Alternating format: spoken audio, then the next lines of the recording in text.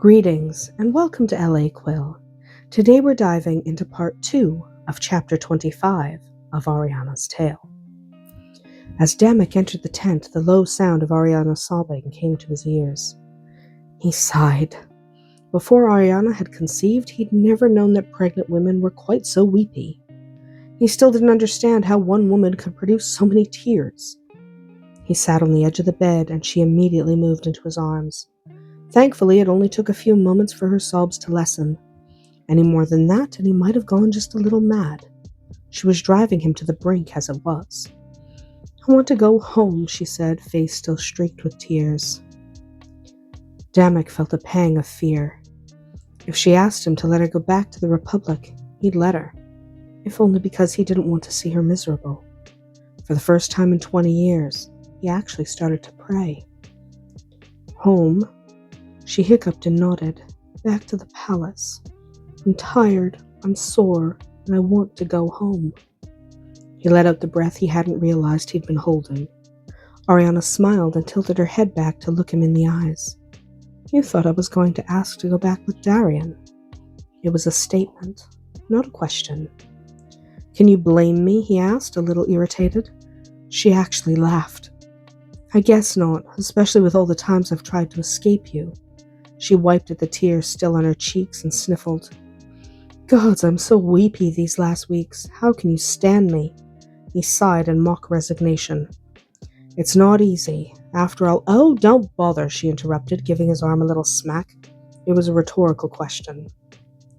Damuk smiled briefly, but sobered quickly. We can head back tomorrow. It's too late today. He hesitated, not sure how to ask. And I'd like you to have the opportunity to discuss something with your brother. Arianna nodded, having already anticipated the question. I figured you would want me to mention that crystal and try to get his help. I've been thinking about it. I have no problem asking him. This is going to be my home, after all. I want the people to survive, even thrive. I may disagree with some aspects of your society, but that doesn't mean I want everyone dead. She looked him directly in the eye. But he will say no. More than that, he will probably tell his father, King Cadfael, that I asked. Which wouldn't serve our purposes at all. Damuk fell silent, contemplating the situation. Arianna knew her brother better than he did, so he would have to bow to her judgment in this case.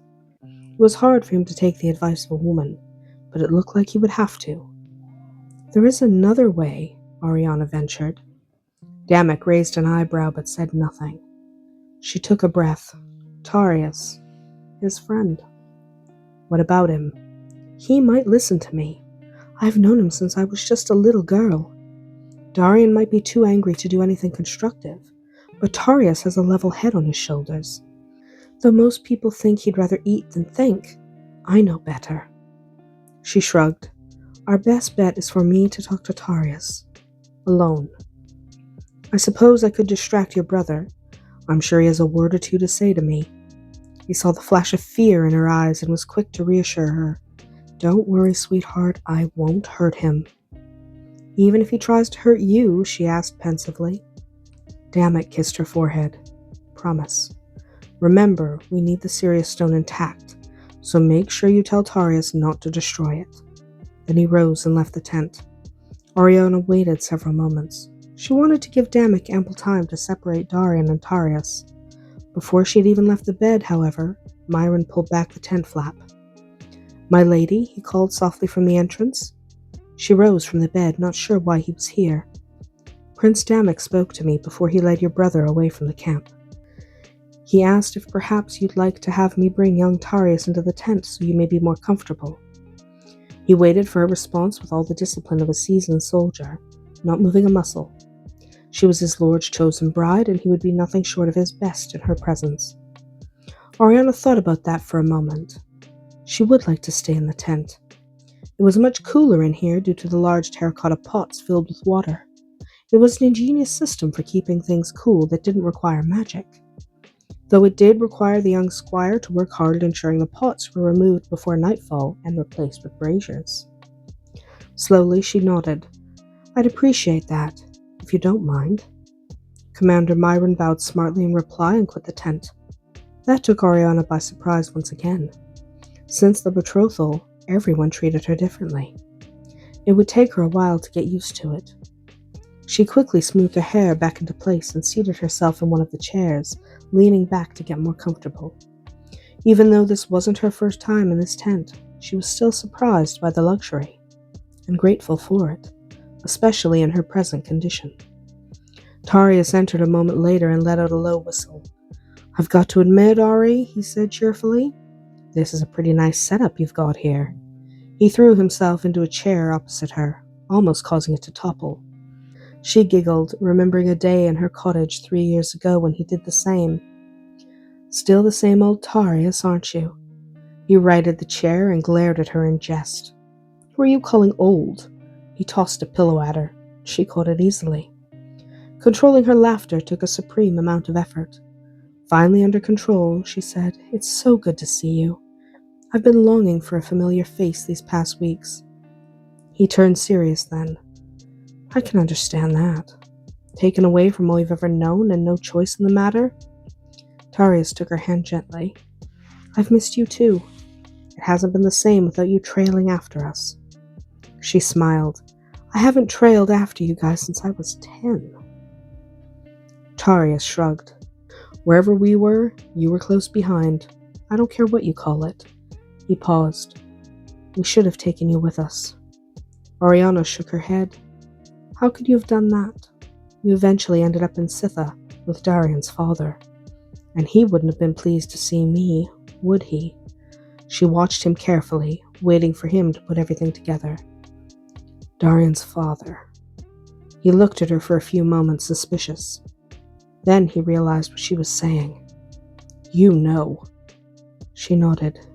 "Yes, I know his father is King Cadfael. I know everything."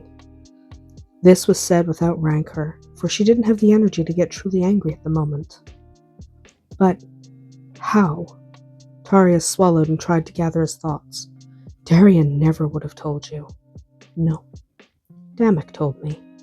She held up a hand to stop him. "How he found out isn't important. I'm glad I know at last, and he needed information about my family because he wanted to marry me."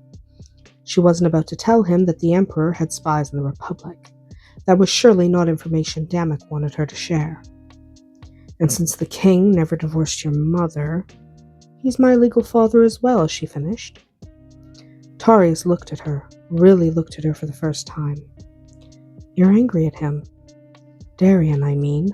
It was a statement of fact. Arianna nodded. "I was. I wish he had told me." "He had his reasons, Ari." "Yes, I'm sure he did," she replied a little tartly. "And I'm just as sure it's in the past." "You're awfully forgiving," Tarius commented. He knew that if their positions had been reversed, he wouldn't have been nearly as understanding. "I have to be," Arianna said quietly. "If I couldn't forgive, I'd never be able to marry Damuk. Not after everything that's happened."